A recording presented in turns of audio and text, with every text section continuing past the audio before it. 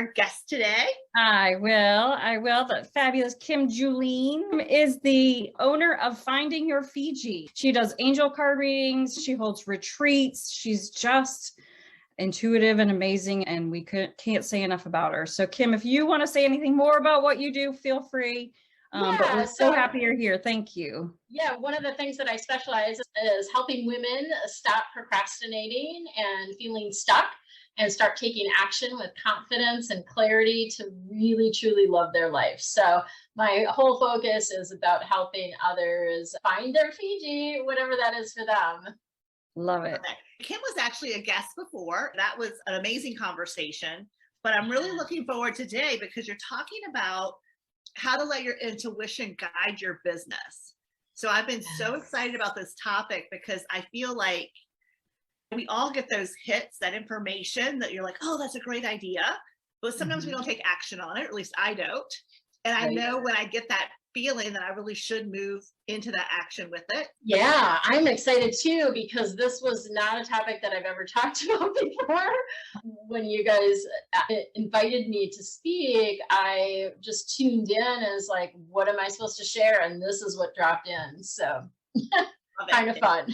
Another sort of little tip for you when you are going to speak or do something within your business and you're not sure what it is you want to do, is allow that to come through you, right? Just allowing that to come in, open up to like, okay, what is it that I'm meant to be speaking about? And then when I was thinking about this topic, what are some of the things that I use my intuition for in my business? And I talk about intuition, I'll just kind of start with that. Intuition, in my view, is that inner knowing, but it's also that connection with your spiritual team of angels and guides, right? Because all of us have a team of angels and guides that are here supporting us and helping us.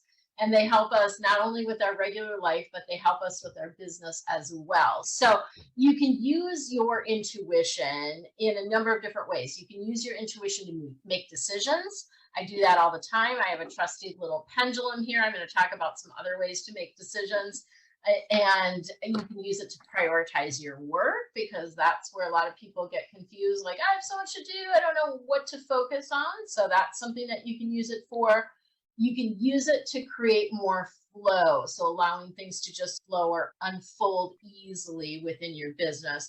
And then, of course, you can engage your angels and your guides for help with pretty much anything.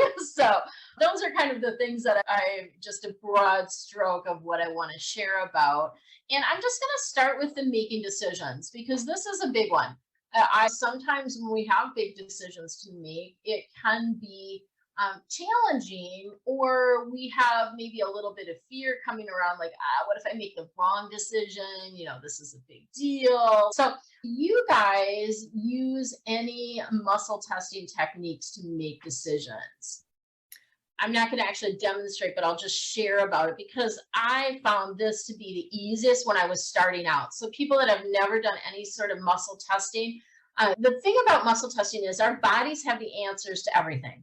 So if we have a question, our body can give us the answer.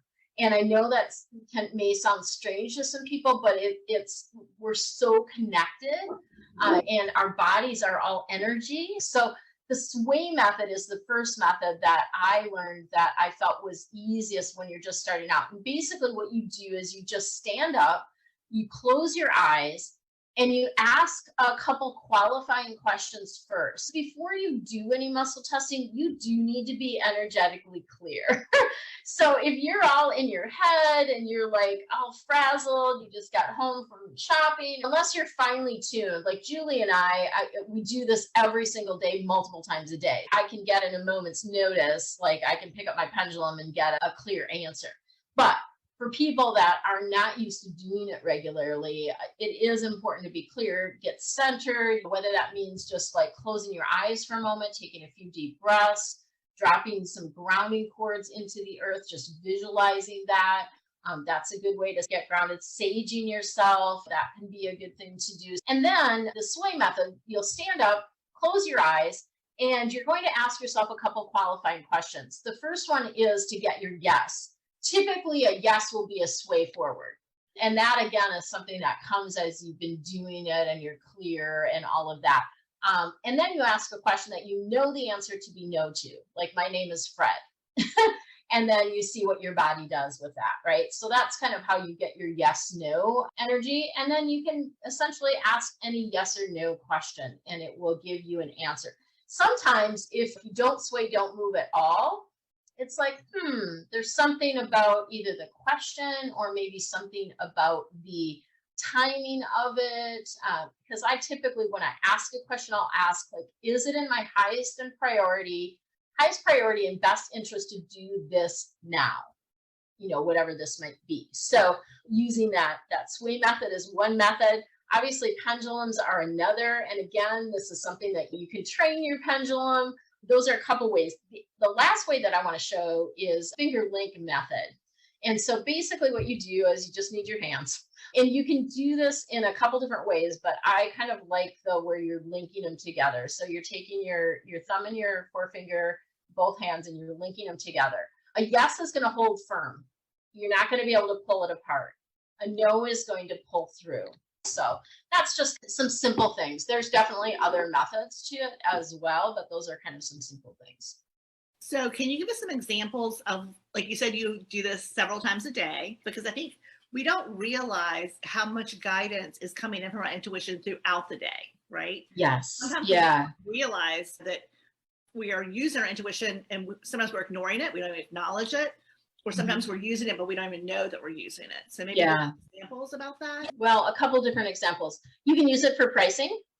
So if you have a couple different options for prices, you can ask. I just used it yesterday. I'm on the board for the International Feng Shui Guild, and we are doing a Feng Shui summit, and something's been feeling off. We've been getting resistance, like energetically, and we're like, what's going on? So I'm also tested, and I said, is it in our highest priority and best interest to do the summit this year? I got a yes. And then I tested, is it in our highest priority and best interest to do it in October? Because that was our plan, October, but it was feeling very crunch time-wise, and we've been having some website issues and different things like that. And I got a no on October. I checked on November and December, and I got a yes. November, we have something else going on. So most likely we're going to potentially move it to December. But I also asked others on the committee that I'm on, check in as well, right? Like we use I Ching as something that we use in Feng Shui. I Ching is a form of divination. It's a divination tool where you throw coins. Do you ever ask the same question twice? It's not a great idea, because then there again, you're questioning the guidance. You're not trusting what you're getting. Unless you don't feel clear when you ask it, then maybe go for a walk in nature, come back and do it again. If you're not feeling clear, that would be a reason that I'd maybe ask the same question again, but otherwise I try not to. If I'm asking multiple questions and I kind of forgot what some of the answers were, didn't write it down, I might say, okay, I'm just clarifying that I'm not asking it all over again. I'm not looking for a different answer, because people do that even with cards, right? Yeah, I think sometimes I think that's part of it, is we don't want to hear the answer that we don't want. Yeah. And that's where you need to sit with it, right? When you get an answer that makes you panic or makes you like, oh, I don't know about this, or I'm not ready for that. That's the time to do that inner work with it. So, and prioritizing work. So I'll kind of move into that piece of it. You can use this to prioritize work as well. And the way I do that is if I have like projects. So let's say I have like 10 projects, write all the projects down on a piece of paper and rate the light level of them. So on a scale of 0 to 10, how much does that project light you up? 0, you do not want to do this thing. Like it is not lighting you up. It's like something you have to do or should do. You don't want to do it. That would be a 0. 10 is like, you're super excited. You're ready to get going with it. It sounds really fun to you, all of that kind of stuff. So rate the light level on things, and then only work on projects that are 8 or above. So it's a great way to kind of energetically feel like, where is the flow? Where is the energy? Because if you're doing something because you feel like you should, you're not putting good energy into that either. Right. It's interesting because it doesn't mean you're not going to do it. It just means that you're Right. not doing it today. Exactly. Important because, and I think Jeannie and I kind of do that because we usually check in each day with what work we have, and then sometimes we'll say like, oh, let's move it around. I'm not feeling like this has to be done, but we probably don't ask those questions as much as we should. Yeah, and it is really just feeling like, yeah, you can definitely have a plan for the day. I think that's great, but then following the flow of the day, because sometimes I get inspired to work on something and I get it done way quicker when I'm inspired to work on it than if I'm like forcing it. And so I think that's an important piece of this too, is like inspiration is in spirit. That means your spirit is working with you as you're doing it. So look at what you're inspired to do each day. When you're looking at planning your day, I was like, what are you excited about working on? What do you feel like doing? And do that. And thankfully, for those of us that have our own business, we have some flexibility, right? We can work on what we want to work on. So sometimes when you're working for someone else, you don't have that luxury. You have to get X, Y, and Z done or whatever it is, right? But I even do this like with my bookkeeping, different things like that are definitely must do things, but I do it when I'm inspired to do it, when the timing feels right to me. Yeah. It's interesting because if we're working on something together, Jeannie will often send me the PowerPoint or the whatever document we put together. And I always say I have to stare at it, meaning I usually have to read through it and then I'll leave it open on my computer somewhere and go on do other things. And then all of a sudden it'll be like, oh, go back and find that sentence or that paragraph. And then I start taking notes. So sometimes I just have to read through it and then completely walk away from it. And sometimes I'll just wake up in the morning and it's like, okay, we need to do this, this, this, this, and this. And it's like, I didn't really spend any time consciously thinking about it. It just kind of, by letting it go, it just kind of comes, okay, this is why we should do this and how we should do this. Exactly. And that actually is a really great technique, particularly when you're trying to make a decision or there's something that you're really trying to figure out. Walk away. Because again, it's like, okay, you're clearing your mind. And I will actually even ask my angels and guides, clear my mind, clear my thoughts, clear my physical body and all my energy fields. I do this at night a lot when before I'm going to sleep, right? Because I just want to be clear. I want to sleep peacefully and wake up feeling rested and refreshed. And so that you can have sort of that clean slate to get the ideas and the inspiration. Yeah. And doing something different. I mean, that's the beauty of like traveling. I've been traveling now for 2 months. And the beauty of that is you're like seeing different things and it sparks different ideas or different thoughts. It's just a great, like getting yourself out of your normal environment is a great way to allow you to bring in new information too. I definitely get inspired when I'm in the shower or at the gym. Yes. Just I'm completely out of the work environment, and then I'll start rattling through, and then it's almost like going through a deck of cards and something pops out. You go, that's it. That's what I wanted to spend some time on, and now I have the time. Or that's the idea I was trying to find.